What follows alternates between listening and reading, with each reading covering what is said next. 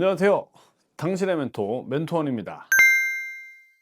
우리 저번 시간에는요, 스포츠 수행의 심리적 요인이라고 해가지고 그 심리적인 요소들이 스포츠 수행에 어떻게 영향을 미치는지 공부했었습니다. 자, 이번 3강에서는요, 스포츠 수행의 사회 심리적 요인에 대해서 공부해 보도록 하겠습니다. 자, 이 강의는요, 김영복수에서 나온 저의 멘토원 스포츠 지도사 2급 3주 컷 이 책을 기반으로 하는 강의입니다. 자, 그러면 저희 책을 보고 시작해 보도록 하겠습니다. 4단원 스포츠 수행의 사회 심리적 요인입니다.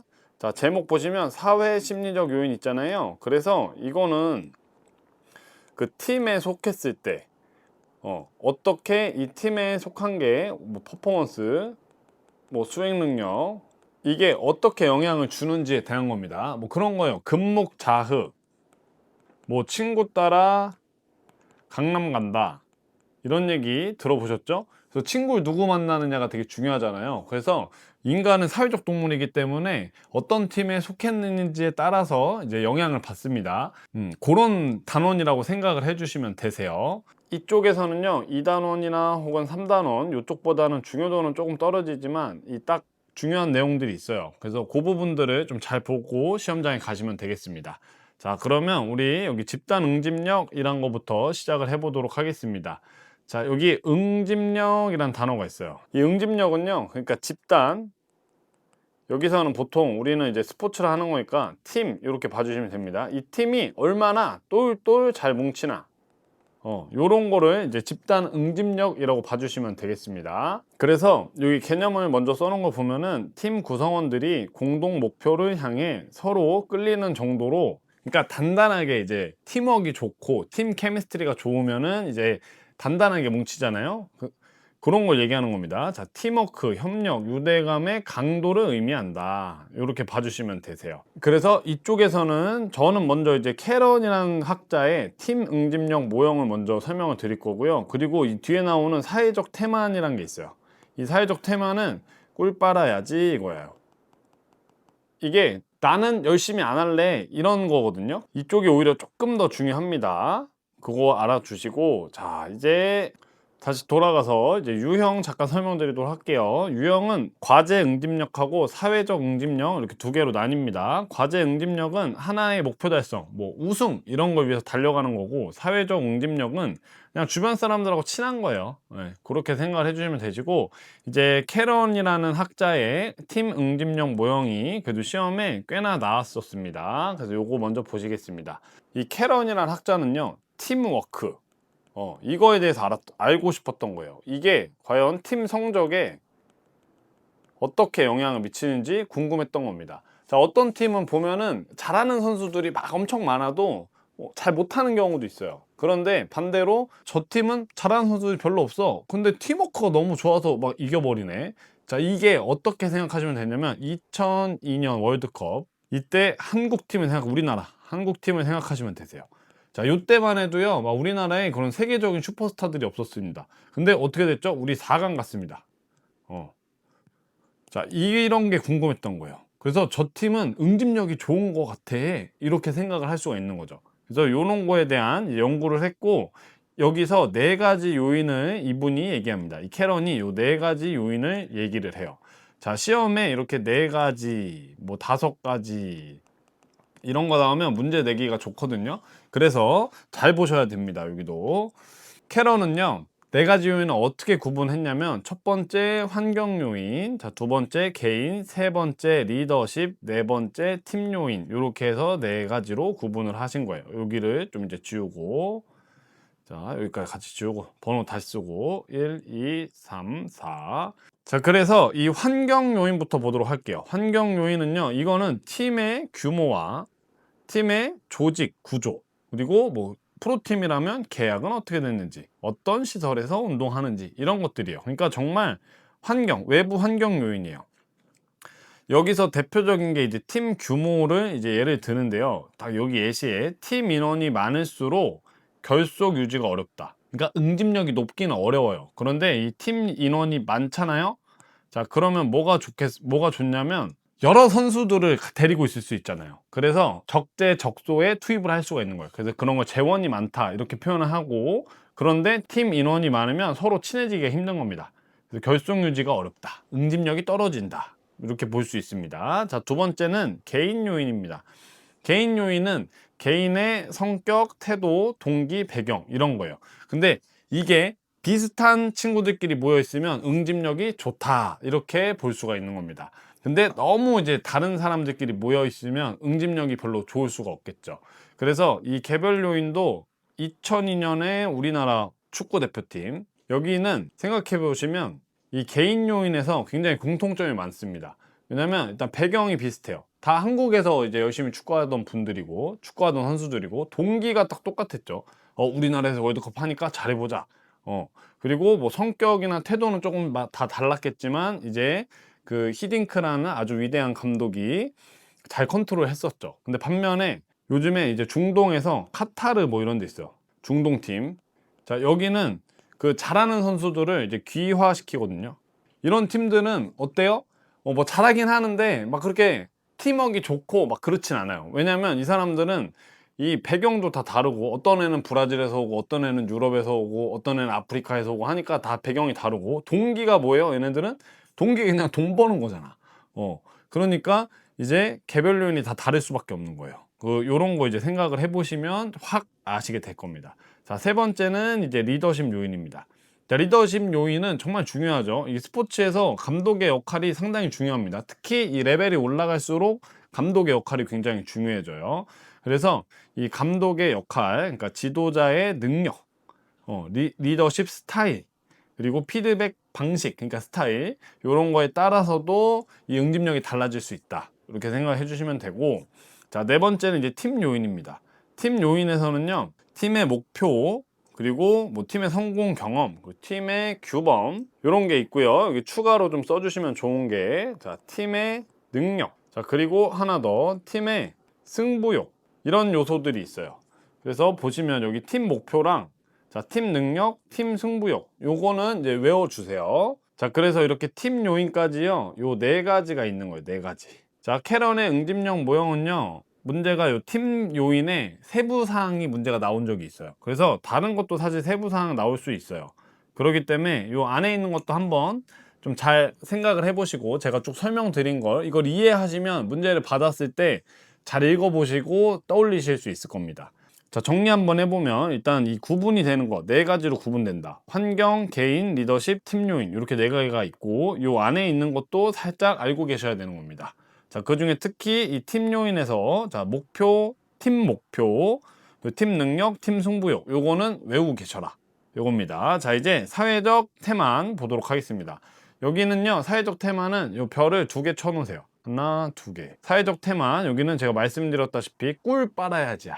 이게 무슨 말이냐면 군대에서 이 작업을 맨날 시킨단 말이에요. 그러면 꿀 빤다고 하거든요. 하기 쉬운 작업에 이제 지원을 하는 겁니다. 그러면 몸이 힘들지 않잖아. 그러면 이제 선임들이 이 새끼 꿀 빠네 이런 논리기도 해요. 자, 한 번 더 부정적으로 강력하게 이해를 시켜드리기 위해서 이 말씀을 드리면 나만 아니면 돼요. 이런 마인드입니다. 자, 이렇게 큰 틀을 한번 생각을 해주시고 이제 개념을 보도록 하겠습니다. 자, 집단 내에서 개인이 노력하지 않아 동기 손실이 발생하는 현상입니다. 그러니까 이 꿀 빨아야지 나만 아니면 돼를 나오는 현상을 사회적 태만 현상이라고 합니다. 자, 그 중에서 제일 유명한 게 이 링겔만 효과예요. 여기도 이렇게 별표를 2개 쳐주세요. 자, 링겔만 효과는요. 집단의 규모가 커질수록 개인의 노력과 책임감이 감소하는 현상이다. 자, 줄다리기 인원이 많을수록 한 명당 힘이 줄어든다. 이런 이론이고요. 자, 얘는요. 시너지 효과라고 아세요? 시너지. 이거는 이제 1 플러스 1이 2가 아니고 뭐 3 혹은 4가 되는 이제 같이 뭉쳐서 더 큰 힘을 내는 거 이제 시너지 효과라고 하는데 이 링겔만 효과는 이 시너지의 반대예요. 그러니까 1 플러스 1 했는데 2가 되는 게 아니고 빵이 돼 버리는 거야. 이런 효과를 링겔만 효과라고 하고 자, 그게 대표적인 예시가 이런 줄다리기입니다. 줄다리기. 자, 줄다리기에 사람이 많아질수록 내가 손에 힘을 빼버리는 거야. 열심히 당겨야 돼. 하나, 둘 열심히 당겨야 되는데 사람이 많으니까 나는 싹 나도 뭐 티가 안 나겠지 하는 겁니다. 그런 건 이제 링겔만 효과라고 해요. 자, 그래서 여기 링겔만 효과에는 4가지 전략이 있어요.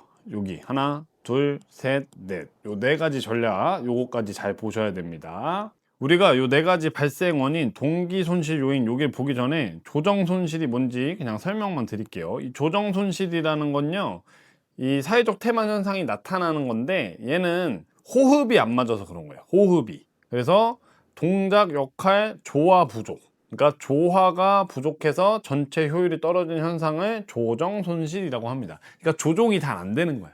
내가 조이스틱으로 이렇게 조종을 해야 되는데 조종이 잘 안 되니까 손실이 난다. 이렇게 보시고요. 이 동기 손실 여기가 이제 중요합니다. 링겔만 효과에서.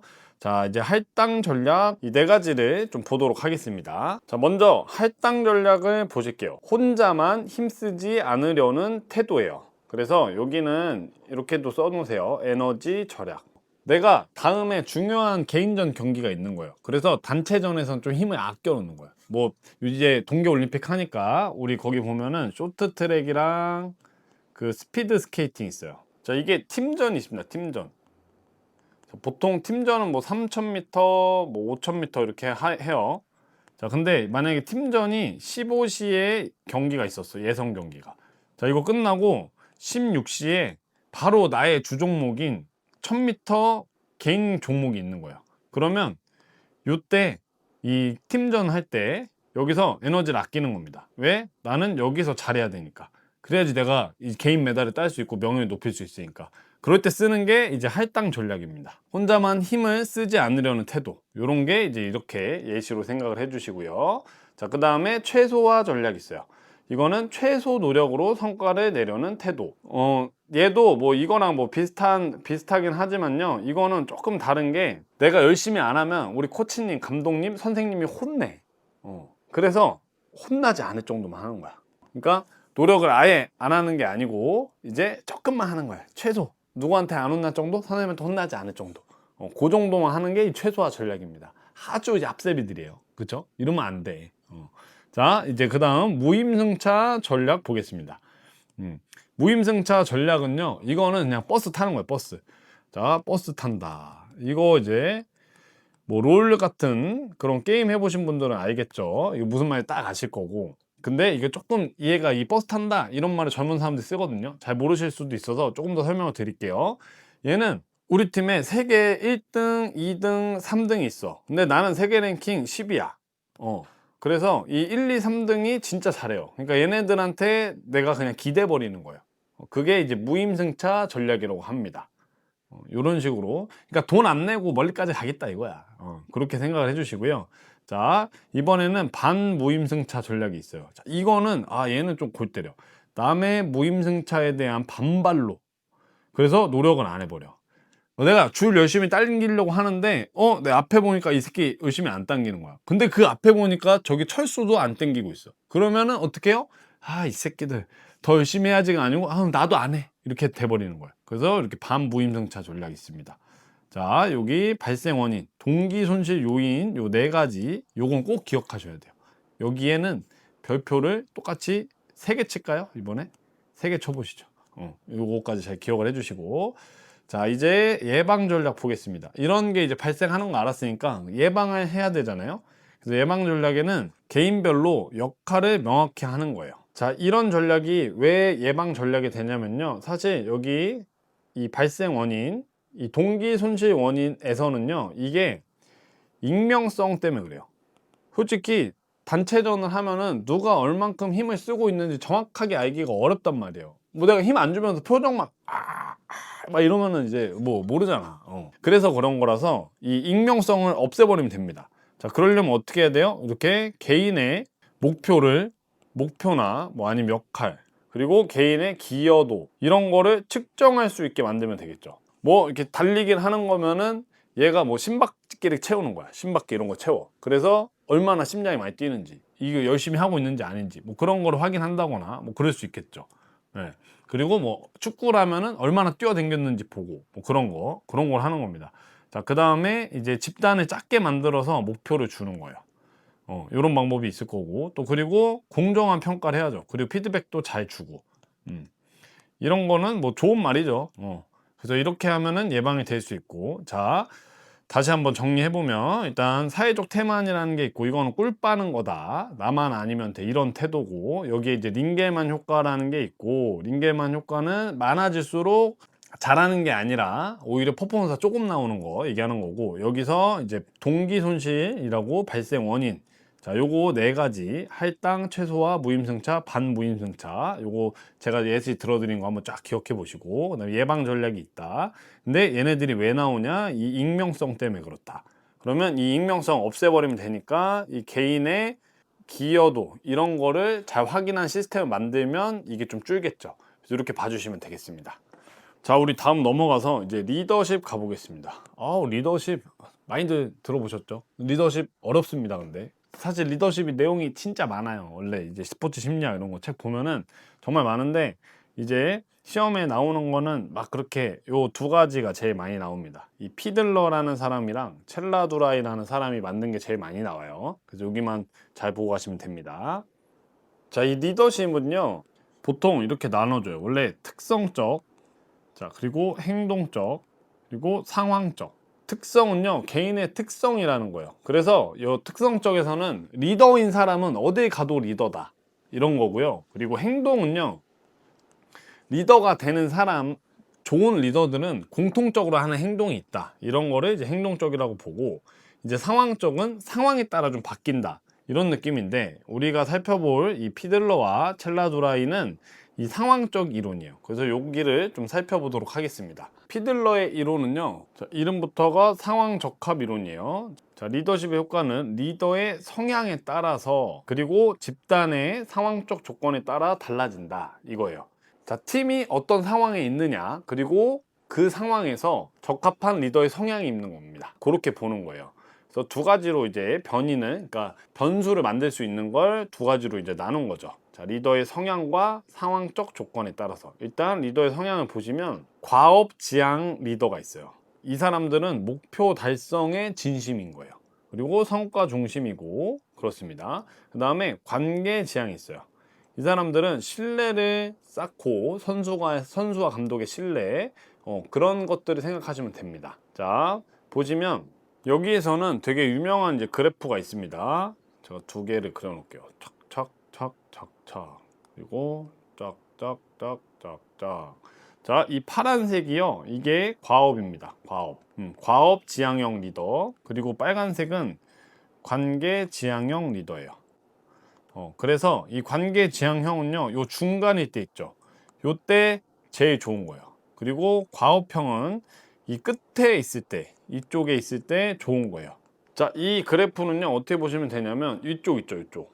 자, 요쪽은 상황이 불리한 거야. 그리고 이쪽 여기는 상황이 너무 좋은 거야. 자, 여기는 중간. 그래서 이 불리하거나 너무 좋을 때는 과업형 스타일이 감독을 잘한다, 리더를 잘한다. 근데 이제 중간일 때 있죠. 이때는 관계형 스타일들이 이걸 잘한다 이렇게 본 겁니다. 그래서 요 그래프도 한번 이제 기억을 해주시면 좋겠습니다. 자, 이렇게만 보시고 우리 그 다음 첼라두라이의 다차원적 리더십 모형을 보겠습니다. 자, 이 첼라두라이의 다차원적 리더십 모형은요 자, 이거는 이 스포츠 상황에서 제일 잘 어울린다고 합니다. 이게 제일 잘 맞는다고 해요. 그래서 개념을 먼저 보시면 리더십의 효과는 상황적 요인과 리더의 특성, 구성원의 특성이 이 세 가지가 상호작용으로 결정되며 리더의 행동 일치 정도에 따라서 구성원의 만족도와 수행 수준이 달라진다.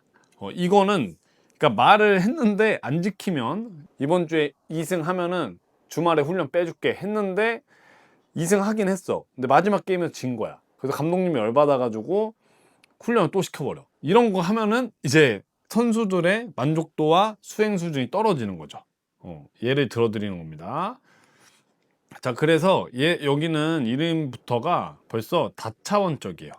그러니까 하나의 요소로 하나의 요소로 리더십이 결정되는 게 아니고 여러 차원이 이제 상호작용을 한다. 그런데 그거 중에 상황적 요인, 그 다음 리더의 특성, 그 다음 구성원의 특성 이 세 가지가 상호작용하면서 리더십의 효과가 결정되고 자, 리더가 행동에 말을 뱉은 거랑 행동하는 거랑 다르면은 팀원들이 열심히 안 하게 된다는 겁니다. 자, 보시면요. 이 상황적 요인, 리더의 특성, 구성원의 특성 요 세 가지가 있고요. 그리고 리더의 행동 요인 세 가지 있잖아요. 그래서 여기 보시면 요구된 행동, 실제 행동, 선호된 행동이 있어요. 요 6가지가 관계를 갖는 겁니다. 그래서 이거는 제가 표를 한번 그려드리면 여기에 이 상황적 요인이랑 그리고 리더의 특성 그리고 구성원의 특성이 있어요. 그리고 여기 행동 있는 거 행동. 자, 행동이 있는데 요구된 행동, 자, 실제 행동, 그리고 선호된 행동. 이게 다 따로따로 이렇게 있는 겁니다. 자, 이것들이 합쳐져 가지고 수행, 그러니까 퍼포먼스가 나온다, 요겁니다. 얘도 이렇게 따로따로였어요. 자, 그래서 문제가 이게 다 이렇게 영향을 미치는 거예요. 영향을 이런 식으로 미치고 이 상황적 요인은 선호된 행동에도 영향을 미칩니다. 그래서 수행에 이렇게 오는 거고, 얘가 문제가 나왔었던 겁니다. 그래서 여기 지금 행동 있죠. 행동. 자, 리더 행동이라고 해요. 리더 행동 요 세 가지가 문제가 나왔었어요. 자, 다시 한번 정리해보면 지금 조금 그림이 좀 복잡해져가지고, 자, 다차원적 리더십 모형에서는 이 상황적 요인, 리더의 특성, 구성원의 특성 요 세 가지가 있고, 그리고 리더의 행동 있죠. 이 리더의 행동도 세 가지가 있는 거예요. 요구된 행동, 실제 행동, 선호된 행동 요 세 가지가 수행에 영향을 미친다. 이렇게 일단 봐주시면 되고, 요구된 행동은요, 조직 상황이 요구하는 지도자의 행동. 꼴찌 탈출해야 되는데 맨날 놀면 안 되잖아. 그런 거 이제 꼭 해야만 하는 행동들이 있습니다. 리더들, 뭐 지도자들이 해야만 하는 행동들을 해야 되는 거. 그리고 실제 행동. 요구되는 게 있는데 실제 행동과 좀 다르다. 맨날 지금 연패인데 감독님 맨날 술 먹고 막 있고 막 놀기만 하고 이러면 안 되죠. 그리고 선호된 행동은 선수들이 바라는 지도자의 행동이에요. 아, 우리 감독님 맨날 욕만 해. 우리 감독님 나한테 좋은 좀 제대로 된 피드백 좀 해줬으면 좋겠어. 그런 거 있잖아요. 이제 그런 게 이제 선호된 행동입니다. 요 세 가지가 상호작용을 하겠죠, 당연히. 그래서 여기 끝에 있는 수행이란 거 있잖아요. 그게 여기 결과 변수로 나오는 거예요. 결과 변수. 그러니까 이 두 가지로 인해서 결과가 바뀔 수가 있다, 이거고, 여기에는 팀 수행력 올라가는 거랑 그리고 구성원의 만족도의 변화가 있을 겁니다. 이렇게 봐주시면 되세요. 자, 이거는 이제 문제가 나왔었기 때문에 이제 제 설명 한번 들어보시고 이제 문제를 기출 문제 딱 풀다가 딱 만나시면 아, 요거구나 하면서 안 까먹으실 수 있을 거예요.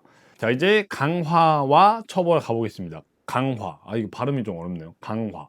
자, 먼저 강화를 볼게요. 강화는 원하는 행동을, 그러니까 코치가, 선생님 혹은 코치가 만들고 싶어 하는 행동을 다시 하게끔 하는 게 강화고요. 그리고 처벌은요, 내가 안 했으면 하는 거 있죠. 그런 것들을 안 하게 하는 게 처벌입니다. 자, 그리고 강화, 처벌은 정적, 부적 이렇게 나뉩니다. 강화도 정적, 부적, 처벌도 정적, 부적 이렇게 나누는 거예요. 자, 강화는 뭐라고요? 내가 했으면 하는 행동을 자꾸 나오게 하는 거고, 그리고 처벌은 뭐라고요? 내가 안 했으면 하는 행동을 안 하게 하는 거, 그겁니다. 그래서 정적 강화는요, 이건 칭찬이라고 보시면 됩니다. 이번 주 일주일 내내 나오면은 하루 쉬게 해줄게, 이런 거 있죠? 그런 거예요. 그래서 좋은 자극을 제시하는 거, 칭찬하는 거, 이거는 좋은 자극을 제시한다고 표현합니다. 제가 가지고 싶은 걸 주는 거예요. 선수가 원하는 걸. 그리고 이제 부적 강화는 불쾌한 자극을 제거한다 하는데, 하기 싫은 걸 빼주는 겁니다. 자, 오늘 선생님 말 잘 들었으니까 뒷정리는 빼줄게, 이런 겁니다. 그래서 뭐 욕설, 벌 훈련 중단, 이거는 조금 세긴 하고, 제가 지금 말씀드린 거, 오늘 말 잘 들었으니까 뒷정리 빼줄게, 이런 거를 부적 강화라고 생각해 주시면 됩니다. 자, 그리고 이제 처벌 보겠습니다. 처벌은요, 이거는 혼내는 거. 그래서 얘는 정적 처벌은 불쾌한 자극, 그러니까 하기 싫은 거를 하게 하는 거예요. 너 늦었어? 푸시업 50개 해, 이런 거. 그래서 벌서기, 추가 훈련 부과, 이런 거고. 그리고 부적 처벌은요, 좋은 거를 이제 못하게 하는 거예요. 너 오늘 이번 시간에 또 늦었으니까 오늘 자유시간 없어, 이런 게 이제 부적 처벌입니다. 그래서 이게 정적, 부적, 요게 좀 헷갈리실 수가 있어요. 여기를 좀 잘 보셔야 될 거예요. 헷갈리시면 얘를 계속 만들어 보세요. 이 나만의 그 얘를 만들어 보는 거, 스토리를 만들어 보는 게 사실 외우는데 정말 도움이 많이 되실 겁니다. 이 글씨만 탁탁탁 외우려고 그러면은 안 외워져요. 못 외웁니다. 예.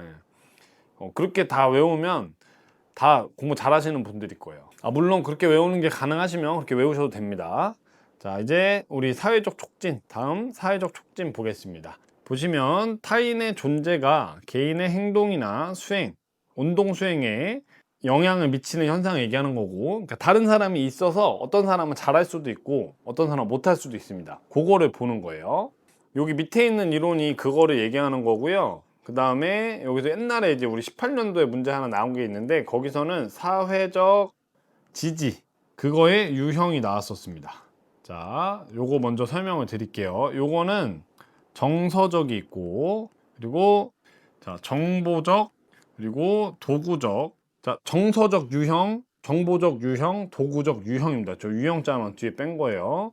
그 다음에 비교 지지가 있고, 그리고 비교 동반자가 있어요. 자, 시험에 여기 정서적 지지, 정보적 지지, 도구적 지지, 비교 지지, 이런 식으로 이제 시험이 나왔었어요. 이 정서적은 뭐냐면 이거는 응원해 주는 거예요. 응원. 그러니까 감정적으로 응원해 주는 거고요. 이 정보적은요, 이거는 뭐 피드백을 주는 거지. 피드백. 그러니까 정보를 주는 겁니다. 이 도구적은요, 뭐 어떤 잘할 수 있게 도구를 주는 거예요. 얘는 이제 운동 보조, 이런 거라고 생각해 주시고. 자, 비교 지지는요, 이거는 다른 사람을 관찰하는 겁니다. 그 다음에 비교 동반자는요, 얘는 같이 해주는 거예요.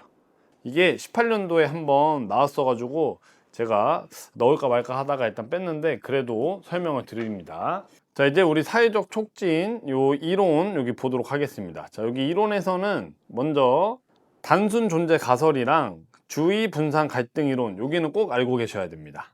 먼저 단순 존재 가설부터 보도록 하겠습니다. 여기는요, 타인의 존재만으로 각성 수준이 높아진다. 자, 각성 수준이 높아지면 어떻게 되죠? 추동 이론에서는 그냥 잘하게 되고, 그리고 역류자에서는 너무 높아지면 못하게 될 수도 있다, 이거였잖아요. 자, 보시면 여기서 각성 수준이 높아진 게, 단순하고 내가 자주 하던 숙련된 과제에서는 수행이 올라가고, 그러니까 잘하게 되고, 그리고 복잡하거나 내가 자주 안 해본 아직 초보 단계면 수행이 떨어집니다. 요거예요. 그리고 예시는 한번 보시고, 그리고 평가 우려 가설은요, 타인의 존재보다, 그러니까 평가를 받고 있다는 그런 느낌이 들거나 그런 생각이 들면은 이때 각성이 증가합니다. 그래서 여기서 평가받는다고 느낄 때 수행이 올라가기도 하고 저하되기도 한다. 자, 당연히 스카우터가 이제 쳐다보고 있으면 뭔가 긴장도가 높아지잖아요. 그래서 더 잘 못할 수도 있습니다. 자, 요거고요. 그리고 자아 이론은 타인의 존재가 자아 의식을 높여서 인정 욕구를 올려요. 그래가지고 잘하게 된다, 이런 겁니다. 우리 다음 주의 분산 갈등 이론 보겠습니다. 여기는요, 타인의 존재가 주의를 분산시켜 과제의 집중을 방해한다. 그래서 이제 수행 능력이 떨어진다, 이렇게 얘기를 하는데요. 여긴 원래 두 가지가 있어요. 원래 인간이 그 잘하고자 하는 마음 있잖아요. 노력, 이게 있고, 그리고 이 집중, 자, 주의 집중, 이게 있는 거예요. 그래서 이 잘하고자 하는 노력보다 이 주의 집중이 안 되는 게 더 크면은 사실 수행이 저하되는 거고, 잘하고자 하는 노력이 조금 더 커지면 그냥 괜찮은 거예요. 자, 요게 이제 그래서 여기 뒤에 갈등 이론 요게 있는 거고, 주의 분산되면 당연히 못하는 건 이제 다들 아시잖아요. 요 갈등이 이 잘하고자 하는 노력과 주의가 분산되는 거랑 갈등한다, 이렇게 생각을 해주시면 돼요. 자, 보시면 얘는 주의 분산과 과제 난이도에 따라 결과가 달라진다. 주의가 분산돼도 내가 맨날 하던 거는, 그러니까 단순한 과제 맨날 하던 거 이런 것들은 잘할 수 있고, 근데 복잡한 거는 못하게 되죠. 이런 겁니다. 그래서 요 주의 분산 갈등 이론은 이렇게 생각을 해주시면 되겠습니다. 자, 이제 우리 사회성 발달 보도록 할게요. 이 사회성 발달에서는 공격성 요걸 좀 볼 거예요. 자, 공격성은 말 그대로 이 공격적인 성향을 갖고 있는 사람, 뭐 그런 걸 얘기하는 겁니다. 자, 보시면 피해나 부상을 입히려는 의도를 가지고 누구에게, 타인에게 해를 가하려는 뭐다? 행동이다. 그래서 뭐 말, 표정, 신체 행동 모든 형태를 포함한다, 이렇게 봐주시면 되고요. 자, 이거는 특징을 잘 기억하셔야 돼요. 특징에서는 자, 의도성, 우연히 한 게 아니고 때리려는 의도를 가지고 폭행을 하는 거예요.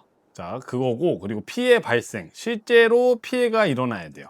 그 다음에 행동의 대상이 있어야 되는 겁니다. 여기서는요, 사물 파괴는 제외된다고 해요. 그래서 살아있는 존재만 된다, 이렇게 보는 거예요. 근데 사실 이제 스포츠 선수들이 이 공격적인 행동을 보이는 게 사람에게만 하는 게 아니고, 뭐 벤치를 이제 뭐 발로 찬다거나 뭐 물병을 발로 찬다거나 그런 경우도 있긴 하죠. 그런데 여기서는 이제 살아있는 존재에게만 한다, 요거 기억해 주시고, 그리고 행동 형태로 나타난다, 이겁니다.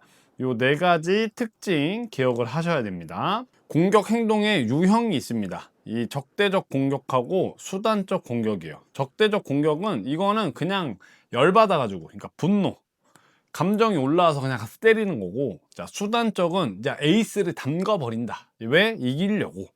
수단으로 나타나는 공격, 이런 게 있습니다. 자, 공격성에선 이 공격성 이론을 보셔야 되고요. 자, 먼저 이 본능 이론부터 보겠습니다. 본능 이론은 인간이 본능적으로 공격성을 가지고 있다, 그거예요. 공격성은 인간이 타고난 본능적 에너지다, 이렇게 보는 게 본능 이론입니다. 그래서 이 본능 이론은 그 프로이트라고 그 사람이 이제 얘기했다고 하는데, 자, 여기 공격을 통해 긴장 해소 가능하다, 이렇게 있는데, 이거를 이제 공격이 아니라 스포츠로 바꿔보면은 스포츠를 통해서 이런 공격성 해소가 되면서 정화가 됩니다. 그러니까 착해지는 거죠. 자, 근데 그거를 이제 뭐라고 표현하냐면, 스포츠를 통해서 자, 공격 에너지를 방출하는 밸브, 이게 된다, 이렇게 얘기를 합니다. 자, 요거 그냥 이런 게 있다, 이 정도만 기억을 해주시면 되고요. 안 써놓으셔도 돼요.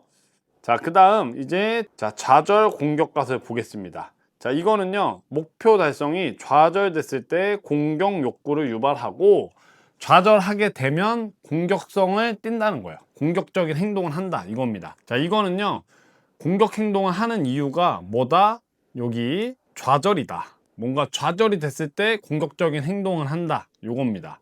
자, 보시면 좌절 시 공격 욕구가 생긴다. 그래서 근데 보시면 사회적 제재나 상황에 따라 억제가 가능하다, 요거 있죠. 이게 어떻게 되냐면 수정된 좌절 공격 이론이다, 이렇게 나옵니다. 그래서 요거는 써놓으세요. 자, 수정된 좌절 공격 이론, 요거는 써놓으세요. 그래서 좌절을 겪게 되더라도 공격을 하지 않을 때가 있다, 이게 수정된 좌절 공격 이론입니다. 자, 그 다음 우리 사회학습 이론 보겠습니다. 사회학습 이론.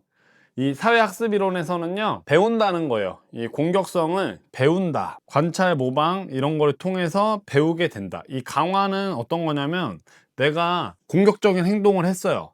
근데 공격 행동을 했는데, 자, 이때 처벌을 안 받는 거야. 그러면 나 이거 또 해도 되겠네, 쟤 또 때려도 되겠네 하면서 강화되는 걸 얘기하는 겁니다. 자, 타인의 공격 행동이 보상받는 것을 보고 모방이 강화됨, 이런 게 제가 지금 말씀드리는 겁니다. 그래서 유명 선수들이 반칙하는 것으로 보고서 이득을 얻는 걸 따라한다, 요게 이제 대표적인 예시고, 자, 이렇게까지 보시면 되겠습니다. 자, 어떻게 보면 여기 4단원은 그렇게 뭐 많지 않습니다, 앞단원에 비해서. 그래서 요 정도 이제 봐주시면 됩니다. 자, 우리 이제 다음 단원인 운동 심리학 이쪽으로 가보도록 하겠습니다. 자, 이 단원에서는 뭐냐면요, 자, 운동이 심리에 이때 근데 어떤 영향을 주는지, 이건데 이 심리는 어떤 거냐면, 뭐 우울증 그리고 뭐 불안 이런 거 있잖아요. 이런 거에 어떤 영향을 주는지, 어때요? 뭐 좋은 영향을 주죠. 근데 이제 그거를 이론으로 이제 얘기를 하는 거고, 그리고 하나 더 있어요. 그리고 이제 일반인이 운동을 하게 되는, 그리고 지속하는, 이거에 대한 내용이 이 운동 심리학입니다. 자, 보실게요. 먼저 운동의 심리적 효과부터 볼 겁니다. 여기는요, 이거예요. 이 우울증과 불안에 어떤 영향을 주는지, 근데 좋은 영향을 주는데 왜 좋은 영향을 주는지를 보는 거예요. 보시면 여기 가설이 있어요. 가설. 이거 다 가설이야. 사실 심리학은 좀 가설이 많습니다. 다 가설. 보도록 할게요. 그래서 먼저 열 발생 가설이 있어요. 이거는 운동을 하면은 열이 나잖아요. 체온 상승. 그게 근육 긴장을 완화시키고 신경 안정 효과를 줘서 심리적 긴장을 낮춘다, 이런 거예요. 그 다음에 주의 분리 가설이 있습니다.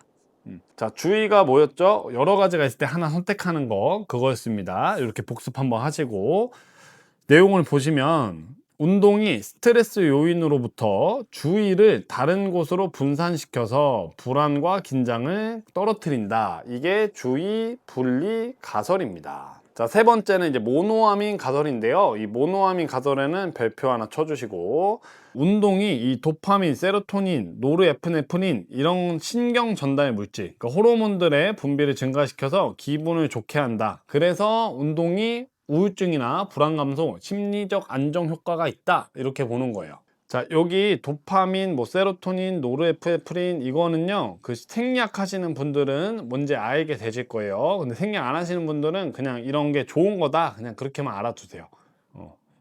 그래서 모노아민 가설은 뭐라고요? 운동이 좋은 신경전달 물질, 호르몬과 신경전달 물질을 분비시켜서 기분을 좋게 한다. 요걸 보시면 되세요. 자, 그 다음 뇌 변화 가설. 이건 운동 중에 엔돌핀이 분비가 증가해서 괜찮아진다 이겁니다. 근데 실제로도 이 운동을 하면은 뇌가 좀 변합니다. 이거를 이제 뇌 가소성이라고 해요. 가소성. 이게 영어로는 플라스틱 3라고 하는데 그 여러분이 아는 그 맞아요. 플라스틱. 이 플라스틱이 모양이 변하잖아요. 그래서 뇌가 이 긍정적인 자극 아니면 이제 나쁜 자극을 받으면 그쪽으로 이제 변한다. 이런 개념이에요. 그게 여기 이제 나오는 겁니다. 자, 그리고 다음 우리 생리적 강인함 가설 보겠습니다. 이 몸이 튼튼해지면 이 몸이 튼튼하니까 이 건강한 정신이 된다 이거예요. 튼튼한 몸에 튼튼한 정신, 뭐 이런 얘기 있잖아요. 그겁니다. 자, 규칙적인 운동이 스트레스 이거에 대한 내성을 높여 스트레스 상황에 더 잘 대처하게 한다 이건데, 실제로 뭐 그렇기도 하죠. 자, 그 다음 마지막으로 사회심리적 가설은요, 운동을 통해 사회적 교류와 지지를 증가시켜 소속감과 정신건강이 증가된다 이겁니다. 자, 이 운동의 심리적 효과에서는요, 여기 모노아민 가설은 꼭 외워주시고 나머지는 이제 쭉 그냥 보시면 될 것 같아요. 얘는 외우긴 해야 돼요. 이거는 뭐 방법이 없습니다. 자, 그리고 이제 다음 이제 운동의 심리 이론 보겠습니다. 자, 여기도 별표를 쳐주세요. 여기는 별표 3개 쳐주시고, 자, 2단원에서는 여기가 조금 더 잘 나오는 편입니다. 이거 뭐가 좀 많아. 그래서 이거 하나씩 살펴보도록 하겠습니다. 자, 여기 운동 심리 이론은요, 이쪽은 운동을 어떻게 시작하게 되고, 그리고 이게 어떻게 지속하고, 이런 것들에 대한 거예요. 그래서 이거를 좀 학문적으로 이제 본 겁니다. 자, 먼저 합리적 행동 이론부터 보겠습니다. 자, 이 합리적 행동 이론에서는요, 인간의 행동은 의도에 의해 결정되며 의도는 태도와 주관적 규범에 영향을 받는다 이렇게 돼 있습니다. 자, 여기서 중요한 거는요, 여기 줄을 쳐놨듯이 이 의도가 중요해요. 의도. 어떤 사람이 행동을 하는 건 다 그 의도에서 온다 이렇게 보는 이론이고요. 여기 태도와 주관적 규범 있죠. 이 두 가지가 이 의도에 영향을 줍니다. 그래서 운동하고자 하는 의도가 생겨야지 운동을 한다 이런 거예요. 자, 태도는 뭐냐면 그 운동에 대한 태도라고 생각하시면 돼요. 뭐 운동을 좋아할 수도 있고 아니면 싫어할 수도 있고, 그렇죠. 뭐 혹은 또 어떤 종목을 좋아할 수도 있고 이런 걸 이제 태도라고 보시면 되고, 이 주관적 규범은 뭐냐면 주변 사람들의 기대, 압력 이런 거를 이제 주관적 규범이라고 합니다. 자, 여기 합리적 행동 이론은 예전에 한번 나왔었고요. 좀 오래됐어요. 근데 자, 그거 말씀 안 드렸네요. 여기서 제일 중요한 거는 이 변화 단계 이론이에요. 여기 변화 단계 이론에도 여기 별 3개 먼저 쳐놓으세요. 얘가 제일 중요합니다. 그리고 다시 우리 위로 와서 계획된 행동 이론 보겠습니다. 계획된 행동 이론은요, 합리적 행동 이론에서 발전한 게 계획된 행동 이론이라고 보시면 되시고요. 여기는 이 지각된 행동 통제, 요게 하나가 추가되는 겁니다. 자, 보시면 합리적 행동 이론에 지각된 행동 통제 요인이 추가된 이론으로 할 수 있다고 믿는 정도가 행동을 결정한다. 내가 할 수 있다고 생각하면 하는 거고, 나 못할 것 같아 라고 하면 못하는 겁니다. 여기 지각된 행동 통제 요인은요, 이거는 뭐냐면요, 내 행동을 내가 컨트롤 할 수 있냐 없냐 이런 거예요. 그래서 내가 좀 자신감이 떨어져 있고 하잖아요. 그러면 이 통제성이 떨어져서 운동을 잘 못하게 된다 이런 겁니다. 자, 요 행동 통제 요인 요쪽은 이거는 여기 의도 여기 또 빠져 있는데 잠깐 의도 이 태도랑 주관적 규범 의도 여기에 모두 영향을 준다고 합니다. 자, 그리고 저희 시험에 나왔던 게 이 지각된 행동 통제가 어떤 워딩으로 나왔었냐면 자, 행동 통제 인식 이렇게 나왔습니다. 여기 뒤에 가로치고 행동 통제 인식 써주세요. 그리고 의도도 여기 써놓으세요. 자, 의도 써놓고 행동 통제 인식 요것도 써놓으세요. 자, 여기 보시면 얘는 태도 그리고 주관적 규범 그리고 의도 행동 통제 인식 요 네 가지를 다 외우고 계셔야 됩니다. 이게 그렇게 문제가 한번 나왔었습니다. 그래서 이렇게 보시고 자, 이제 밑으로 내려가서 건강 10년 모형 보겠습니다. 이 건강 신념 모형은요, 그냥 건강에 대한 생각, 이런 것들이 운동에 영향을 준다, 이거예요. 그래서 이건 좀 이렇게 가볍게 보시면 되시고, 한번 쭉 읽어보세요. 그 다음, 이제 자기 효능감 이론. 우리 위에서 좀 봤었죠? 이거는 복습 한번 해보시면, 자, 특정 행동, 근데 특정 상황과 그 과제가 있는 거예요. 그거를 성공적으로 수행할 수 있다고 생각하는 그 사람에 대한 믿음. 개인의 믿음 이게 이제 자기 효능감이었죠. 자, 그거예요. 그래서 여기서는 이제 영향을 주는 게 자, 성공 경험 그리고 간접 경험, 대리 경험, 그다음 언어적 설득, 정서적 각성 조절 요 네 가지 우리 복습 한번 한다고 생각하시고 보시면 되고 자, 그다음 이제 변화 단계 이론이 있습니다. 이거는 얘가 제일 중요한 게 사실 이게 시험에 내기가 제일 좋아요. 자, 보시면 행동 변화는 한 번에 일어나는 것이 아니라 단계적으로 변화한다 이렇게 해요. 그래서 얘는 제가 표로 한번 보여드릴게요. 자, 변화 단계 이론 보겠습니다. 여기 자, 이 변화 단계 이론은요 이렇게 5단계로 나눠진다고 보시면 되시고 어때요? 지금 여기 보면 5개나 있으니까 문제 내기가 좋을까요? 안 좋을까요? 아주 좋습니다. 그래서 잘 보셔야 되는 거예요. 먼저 이 무관심부터 유지까지 있는 거예요. 무관심은 진짜 관심이 없는 거고, 관심은 이제 좀 관심을 가져볼까 하는 거, 그리고 준비는 진짜 준비하는 거, 그리고 실천, 유지 이렇게 됩니다. 자, 무관심부터 볼게요. 여기서는 일단 운동은 안 합니다.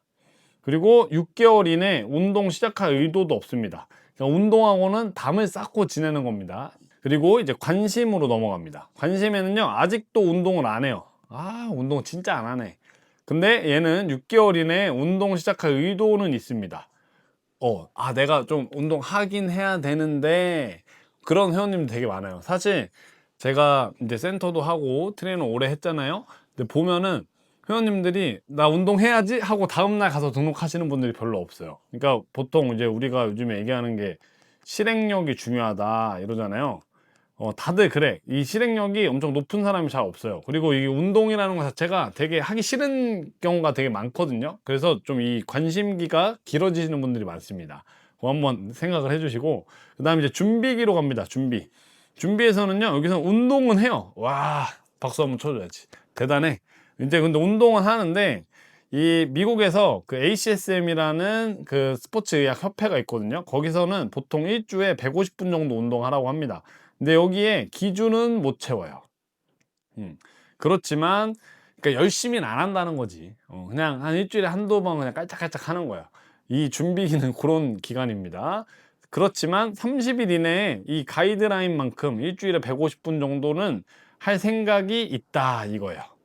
자, 그리고 이제 실천에는요 여기는 이 가이드라인만큼 운동해요. 그렇지만 운동 기간이 얼마 안 됐어. 아직 헬린이다, 아직 런린이다. 우리나라엔 헬린이, 런린이, 꼴린이가 엄청 많죠. 계속 린입니다. 어려요. 계속. 왜 그럴까? 오케이. 자, 그 다음 이제 유지는 여기는 가이드라인 충족하는 수준으로 6개월 이상 운동을 했다 요겁니다. 자, 그 다음에 여기서 그냥 이 ACSM 이거 150분 나와가지고 말씀을 드리는데 이거 그냥 이제 지도자니까 상식으로 알고 계세요. 자, 이제 ACSM이라고 이 미국에서 되게 유명한 이 운동 관련 자격증 협회 그런 겁니다. 근데 여기에서 얘기하는 게 자, 일주에 150분 이거를 얘기해요. 근데 자, 요 150분이요 되게 재밌는 게 있어요. 이 150분이 보통 뭐 30분씩 5번 해라 뭐 이렇게 아니면 50분씩 3번 해라 뭐 이렇게 얘기를 하는 줄 알아요. 근데 그게 아니고요. 150분은 한 번에 다 해도 됩니다. 그리고 뭐 100분 그리고 50분 이렇게 해도 돼요. 그 다음 한 번에 150분. 그리고 뭐 아까 얘기한 것처럼 30분씩 5번 하는 것도 되고 50분씩 3번 하는 것도 되고 상관없어요. 그냥 요 시간만 채우면 돼요. 150분만. 그게 이제 가이드라인입니다. 뭐 이런 거 그냥 상식으로 하나 알고 계시면 좋으니까 제가 말씀드립니다. 자, 여기 변화 단계 이론에서는요, 이 무관심, 관심, 준비, 실천, 유지 이렇게 쭉 이어진다. 이거 아셔야 되고요. 자, 여기 두 단계는 무관심이랑 관심, 이쪽에서는 운동은 안 한다. 하지만 관심기로 가면은 6개월 이내에 운동 시작할 마음이 있다. 의도가 있다. 요거 기억해 주시고, 그 다음 요 세 개는 이제 운동한다.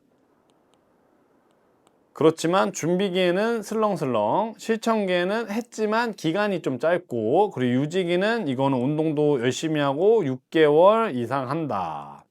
요렇게 딱 요거 5개 딱 봐주시면 되겠습니다. 요거는 무조건 알고 가셔야 돼요. 알겠죠? 자, 그 다음 마지막으로 이제 생태학 이론 보겠습니다. 생태학 이론. 자, 이 생태학 이론은 여기에 이거 써주세요. 헷갈리니까. 자, 환경이라고 보시면 돼요. 환경. 주변 환경. 다시. 자, 여기는 주변 환경이다. 자, 여기 설명글 보시면 개인적 요소인 뿐만 아니라 환경, 사회적, 정책적 요인의 영향을 함께 받는다. 이거예요. 그래서 운동시설이 접근성이 높고 정책적 지원이 많을수록 운동을 지속하고 많이 한다. 이겁니다. 예. 그래서 여기 요인에는 뭐 개인적, 사회적, 환경적 있는데 여기 환경적 이게 제일 많이 나왔어요. 그래서 요거를 이제 딱 봐주시면 되세요. 그러면 주변에 스포츠 센터가 많아져서 운동을 시작했어. 이러면 어떤 요소겠어요? 환경적 이론 요쪽이다. 이렇게 봐주시면 됩니다. 자, 그리고 이제 다음 넘어가셔서 운동 실천 중재 전략 보겠습니다. 자, 얘는요, 운동을 어떻게 이제 할지, 이 중재라는 게 그 인터벤션이라고 하거든요. 중재가 뭐냐면은 이 중간에 껴들어가지고 뭔가를 하게 만드는 거예요. 그러니까 잘못된 행동을 하고 있으면 이 중재를 해서 좋게 만드는 거나 아니면 이제 보통 이 중재라는 단어가 그 논문에 사실 많이 나옵니다. 그 운동 중재를 하니까 뭐 이렇게 좋아졌다. 이런 거예요. 그렇게 봐주시면 되시고, 이런 단어가 좀 어렵단 말이야. 예. 자, 행동 수정 전략부터 보겠습니다. 행동 수정 전략은요, 이 행동의 변화를 유도하는 거예요. 자, 운동 실천을 위해 외적 행동 변화를 유도하는 전략. 자, 이건 이제 뭐 어떤 게 대표적인 게 있냐면요. 그 아주 작은 습관의 힘이라는 책이 있는데 거기에서 그 책을 쓴 사람이 사과를 자기가 먹는 게 좋은 걸 아는데 사과를 잘 안 먹었다는 거예요. 그래서 테이블에 사과를 꺼내놨대. 그러니까 자주 먹었대요. 이런 거 하는 거예요. 이게 행동 수정 전략이고요. 이게 운동으로 오면요. 운동화 같은 거 있죠. 눈에 잘 띄게 두기. 그리고 뭐 달력을 크게 이거 해놓고 거기에 내가 운동한 날 이제 동그라미 쳐놓기 뭐 이런 게 있습니다. 자, 그 다음에 여기서는 이제 단서 제공. 이게 단서 제공이 이런 거예요. 그리고 계약하는 게 있어요. 계약은 뭐 친구랑 내기하기, 뭐 트레이너랑 내기하기 이런 게 있고, 그 다음에 자기 관찰 뭐 이것도 있는데 요거 말고 이제 시험에 나왔던 거를 좀 말씀드리면, 자, 출석한 거 있죠. 이거를 출석 개시하는 것도 방법이 된대요. 보상을 주는 거예요. 보상. 그 다음에 피드백 주기. 자, 그래서 여기서는 행동 수정 전략에서는 단서 제공, 그리고 계약, 출석 개시, 보상, 피드백 요게 있습니다. 요거 이렇게 알아두셔야 돼요. 자, 이제 그 다음 우리 인지 전략 보겠습니다. 인지 전략은요, 이거는 생각을 바꾸는 거예요. 생각 바꾸기. 그래서 사고방식과 태도를 변화시켜 운동을 지속하는 전략. 보시면 목표 설정, 자기대화, 인지 재구성 있어요. 목표 설정은 이 목표 설정을 하면은 뭐 생각이 좀 바뀌겠죠. 그러니까 목표 설정을 하면 하는 거고, 자기 대화는 나 운동할 수 있어. 운동 나 잘할 수 있어. 해야 돼. 뭐 이런 얘기 하는 겁니다. 우리 인지 재구성은 이거는 부정적인 그런 인식을 바꾸는 거예요. 근데 인지 재구성은 좀 힘들지. 범죄 재구성 영화 재밌긴 한데 오늘 그거 좀 봐야 되겠습니다. 자, 그리고 헛소리였고요. 자, 그 다음 의사결정 전략이 있습니다. 의사결정 전략은요, 이거는 이게 있어요. 장단점 비교표 작성. 그러니까 운동을 했을 때 장점을 쫙 쓰는 거야. 그리고 단점을 쫙 써요. 그래서 이거를 보고 이제 의사결정을 운동하는 쪽으로 한다. 이런 거고요. 자, 그 다음에 이 내적 동기 전략이 있습니다. 내적 동기 전략은요, 내가 좋아서 하게 만드는 겁니다. 운동 자체의 즐거움, 성취감, 유능감을 느끼게 한다. 이게 내적 동기 전략입니다. 이 내적 동기 전략은요, 뭐 이건 사실 문제가 만약에 나오면 잘 읽어보시면 충분히 맞출 수 있어요. 이거에 반대되는 게 뭐가 있겠어요? 뭔가 보상을 주는 거 있잖아. 보상. 근데 내가 주는 게 아니고 남이 주는 거야. 남. 그게 뭐가 있겠어요? 뭐 상금을 준다거나 이런 게 이제 보기로 나와버리면 그거는 내적 동기 전략은 안 되는 거죠. 우리가 앞에서 동기를 다 배웠었잖아. 그래서 그런 것들을 생각을 해보시면 이런 것들은 그냥 사실 그냥 탁 이렇게 하나 가져가는 거죠. 자, 이쪽에서는요, 이 행동 수정 전략 잘 보시고, 그리고 내적 동기 전략도 좀 보시면 되겠습니다. 근데 내적 동기 전략은 제가 말씀드린 것처럼, 그냥 맞출 수 있을 것 같습니다. 자, 오케이. 이렇게 해가지고, 일단 운동 심리학이 끝났고요. 그리고 제가 하나만 더 말씀드릴게요. 여기서 운동 심리학에서, 자, 운동 실천, 환경, 이거에 영향을 미치는 게 나왔었는데, 자, 이게 지도자랑, 어때요? 지도자가 좋으면 당연히 이제 운동하러 자주 가겠죠. 그리고 집단, 운동 집단. 어떤 집단에 속해 있나. 왜냐면 이 운동 집단은요, 어떤 집단에 들어가면은, 너 잘해. 이렇게 하면서 칭찬하고 자주 나오게 되고 그럴 수가 있거든요. 근데 어떤 집단에 들어가니까 너 왜 이렇게 못하는 거야? 잘 좀 해. 계속 그런 말 들으면 또 운동하기 싫어지잖아요. 그래서 영향을 줄 수가 있는 겁니다. 자, 그리고 세 번째는요, 이게 제가 지금 말씀드린 거랑 이어지는데 사회적 지지예요. 이 사회적 지지는 어떤 의미냐면 내가 운동하니까 우리 엄마가 너무 좋아하는 거야. 우리 아빠도 너무 좋아하고 우리 남자친구 너무 좋아해. 너무 잘했어. 이런 말을 듣는 거랑 아유 네가 또 며칠이나 하겠냐 이런 소리 듣는 거랑 다르잖아요. 그러니까 뒤에 거를 들으면 이제 운동 안 하게 된단 말이야. 그래서 이 사회적 지지가 중요하다. 근데 지금 보시면, 자, 여기에서 지금 제가 말씀드린 거 있잖아요. 사실 이게 24년도에 나왔던 문제긴 한데 지금 보시면 어때요? 우리가 쭉 공부를 했으면 요거에서 이거를 지금 골라낼 수가 충분히 있습니다. 그쵸? 네, 그렇게 이제 보셔야 돼요. 네, 중요한 걸 배우면 공부하고 잘 외우고 있으면 이런 것들은 어떻게 보면 응용해서 이제 좀 풀 수 있는 거예요.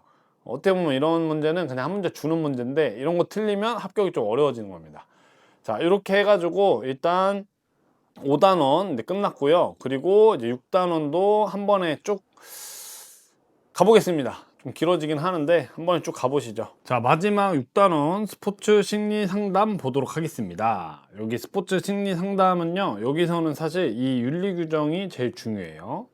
윤리 규정 일단 이거 말씀드리고 스포츠 심리 상담이 뭔지부터 좀 말씀드리겠습니다. 자, 스포츠 심리 상담은요, 이 스포츠인들이에요. 스포츠인들을 대상으로 심리적 지원과 기술 지도를 통해 경기력 향상이 목적이에요, 사실.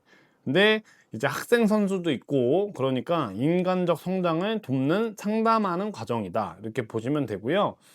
자, 이 스포츠 심리 상담을 통해서는 가장 중요한 건 수행력 향상입니다. 자, 그렇지만 여기에서 그 인격적 성장을 만들어내야 된다. 그건 있습니다. 자, 그것도 고려를 해야 돼요. 자, 목표는 심리적 안정. 이거 당연히 뭐 상담 받는 게 뭔가 불안하고 힘들고 하니까 받는 거니까 이거 있는 거고. 그리고 자기 이해의 향상 있습니다. 나를 알아야지 내가 그때 감정이 어땠고, 졌을 때 감정이 어떻고, 혼났을 때 감정이 어떻고 해야지 조절을 할 수가 있어요. 그래서 자기 이해를 향상을 시키는 것도 목적이 되는 거고, 자, 수행력 향상. 이게 제일 중요합니다. 사실 심리 상담 받으면서 그 마인드 컨트롤 하는 게 제일 중요해요. 뭐 너무 흥분하면 안 되고, 너무 다운돼도 안 되니까.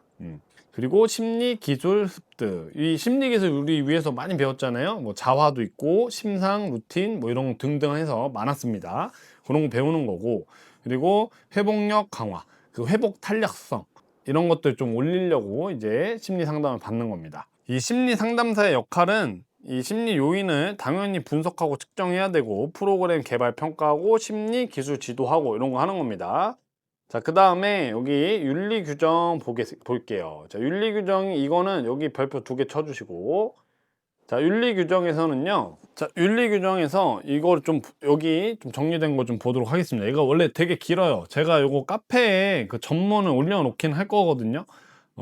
그러긴 한데 그래도 이 강의만 들으셔도 어느 정도 좀 커버는 될 거예요. 근데 완벽하진 않을 겁니다. 그래서 시간이 좀 있으시면 그 전문까지 확인하시면 더 좋습니다. 자, 먼저 전문성과 정직성이 있어야 됩니다. 전문성은 당연히 그 상담하시는 분이 그 상담 전문가여야 됩니다. 이 스포츠 심리 상담사가 되려면 사실 그 과정이 엄청 길어요. 그 시간도 제가 한번 알아봤었는데, 야, 이게 시간이 장난 아니에요. 그래서 그 정도 과정을 거쳐야 이 스포츠 심리 상담사로 인정받을 수 있고, 전문성을 그 정도로 갖춰야 되는 겁니다. 자, 그 다음에 정직성 있어야 되고요. 이제 뭐 이상한 소리 하면 안 되고 거짓말 치면 안 되겠죠. 왜냐면 그 상담받으러 오는 사람이 되게 좀 심리적으로 약해진 상태에서 올 수 있기 때문에 이 가스라이팅 뭐 이런 거 하면은 되게 이상한 방향으로 좀 갈 수 있습니다. 자, 그리고 사회적 책임 있고, 자, 그 다음 제가 지금 말씀드린 게 권력 남용, 뭐 위협 금지 이거 있습니다. 자, 여기선 내담자나 수련생을 대상으로 권력을 남용해서는 안 됨 이렇게 돼 있는데, 여기서 나오는 게 뭐냐면 그 심리 상담사가 내담자랑 개인적 관계는 이거는 갖지 않게 돼 있어요. 이거 중요합니다. 개인적 관계는 못 갖게 되는 게 원칙이에요. 자, 그리고 뭐 의뢰 및 위임 금지는 내담자의 이익을, 그러니까 상담 받으러 오는 사람의 이익을 최우선으로 하는 거, 이건 당연한 거고, 그 다음에 함부로 다른 사람한테 역할을 위임해서는 안 된다고 합니다. 자, 그 다음 상담 비용. 이거는 그냥 여기 써 있는 거 읽어보시고, 자, 여기 비밀 보장 여기 있습니다. 여기 또 별표 쳐주시고, 별표 탁 쳐주시고, 상담 과정에서 알게 된 정보를 이거 공개하면 안 돼요. 원래 그렇습니다. 상담을 받을 때 차트를 쓰거든요. 근데 그런 거를 함부로 이렇게 남들한테 보여주고 하면 큰일 나요. 이건 안 되고, 그냥 비밀 보장. 요거 아주 중요해요. 그래서 요거 이렇게 별표 쳐주시고, 자, 그 다음에 여기 뭐 다 그런 얘기고, 자, 여기 중요한 게요, 제가 여기 아까도 말씀드렸는데 개인적 관계를 가지면 안 된다, 저기에 추가해 가지고 원래 알고 지내던 사람 있잖아요. 이런 사람하고는 상담을 하지 않는 게 원칙입니다. 자, 그리고 여기 역할 위임 요 부분 있는데요, 이게 위임을 할 수가 있어요. 그러니까 내가 이제 상담을 하다가 다른 사람한테 보낼 수는 있어요. 근데 이 보낼 때 전문성을 확인해야 돼요. 요거 중요합니다. 여기에서 이제 이어지는 건데, 내담자의 이익을 최우선으로 하기 때문에 내가 커버할 수 있는 범위가 넘어서면은 안 돼. 내가 해도 상담을 해도 안 될 것 같아. 그러면 이제 딴 데 보내야 된다는 거예요. 자, 그리고 여기서는 전문성에서 그 자신의 그 범위 있죠. 그거를 잘 알고 확인을 하고 거기 안에서만 조언을 해야 돼요. 뭐 상담을 하고, 조언이라기보단 상담. 그러니까 만약에 제가 심리 상담가예요. 근데 운동 뭐 축구 선수가 왔어요. 그러면 제가 축구 기술에 대한 이런 것들은 상담을 할 수가 없는 거죠. 이게 예시입니다. 그래서 요 정도 이제 좀 알아두시면 될 것 같습니다. 그래서 요런 게 이제 시험에 나왔었던 거라서 요 정도 부분 알아두시고, 이거 전문은 제가 곧 그 카페에 올려놓도록 하겠습니다. 자, 그 다음 이제 심리 기술 훈련 보도록 하겠습니다. 이 심리 기술 훈련은요, 당연히 우리 다 경기력 향상을 위한 거예요. 뭐 루틴, 자화, 심상 이런 거 있었잖아요. 그걸 하는 거고, 자, 이거는 우리가 위에서 계속 봤기 때문에 거기를 한번 더 복습을 해주시는 거 추천드리고, 그 다음 자, 인지 재구성. 자, 이게 뭐 하는 거냐면 생각을 바꾸는 거예요. 근데 이게 어떻게 보시면 되냐면, 자, 내가 어떤 스포츠를 하기 전에, 뭐 자유투를 쏘기 전에, 페널티킥을 차기 전에 자꾸 부정적인 생각이 들어. 내가 전에 자유투 놓쳤던 거, 페널티킥 놓쳤던 거, 자꾸 못하는 생각이 들어. 그러면 이 부정적인 생각을 멈추고 어떤 생각을 하냐면, 전에 잘했던 거 있죠. 그런 것들을 떠올리는 거예요. 그거를 해서 이제 다시 수행을 한다, 이런 거예요. 그러니까 생각을 바꾸는 거, 다시 구성한다, 이렇게 봐주시면 됩니다. 인지 재구성. 그래서 얘가 이제 스포츠 심리 훈련으로, 기술 훈련으로 문제가 한번 나왔어 가지고 말씀을 드립니다. 자, 그 다음 이제 우리 마지막 스포츠 심리 상담 절차예요. 여기 상담 절차는 전 단계, 시작 단계, 진행 단계, 종결 단계 이렇게 있는 거고요. 얘는 그냥 이렇게 뭐 한번 쭉 읽어보시면 될 것 같아요. 예. 쭉 읽어보시고 그렇습니다. 자, 이렇게 해가지고 우리 스포츠 심리학 이제 마치도록 하겠습니다. 스포츠 심리학. 자, 고생하셨습니다. 스포츠 심리학, 그동안 스포츠 심리학 이렇게 하시느냐고 정말 고생 많으셨고, 이렇게 한번 토닥여 주세요. 또 이 정말 많은 내용 이게 쭉 오시느냐고 너무 고생 많으셨습니다. 자, 제가 전에도 말씀을 여러 번 드렸지만 이 스포츠 심리학이 쉽진 않아요. 그렇다고 여기에서 제가 도망가면 된다고 했어요? 안 된다고 했어요? 도망가시면 안 됩니다. 어떤 과목을 선택하셔도 충분히 공부를 하시면 무조건 합격할 수 있는 시험입니다. 이 시험 자체가 우리 스포츠 지도사 2급이 막 엄청 어렵고 이런 건 아니에요. 근데 이제 이 어려운 부분이 뭐냐면 대부분 이제 뭐 직장 생활 하시거나 아니면 학생이시면 시험 기간 중에 이 시험을 보게 돼요. 그래서 절대적인 좀 공부 시간이 부족하고 그런 것들, 그러니까 공부를 너무 옛날에 해봤거나 아니면은 공부 시간이 절대적으로 부족한 그게 제일 큰 문제거든요. 그래서 꼭 시간 확보 잘 하셔가지고 이 진득하게 쭉 이제 한 과목씩 잘 파시다 보면은 충분히 합격의 결과가 있을 겁니다. 그 다음 제가 이거를 이렇게 내용을 쭉 정리를 해드리잖아요. 요 정도만 좀 잘 보셔도 됩니다. 우리 어차피 합격하려고 하는 거지 1등 하려고 하는 건 아니잖아요. 네, 그러니까 내가 이거 공부하는데 좀 지치고 힘들어도 조금만 더 힘내셔서 끝까지 완주 잘 하셨으면 좋겠습니다. 네, 오늘 강의 여기까지 하고요. 자, 저는 당신의 합격의 멘토원이었습니다.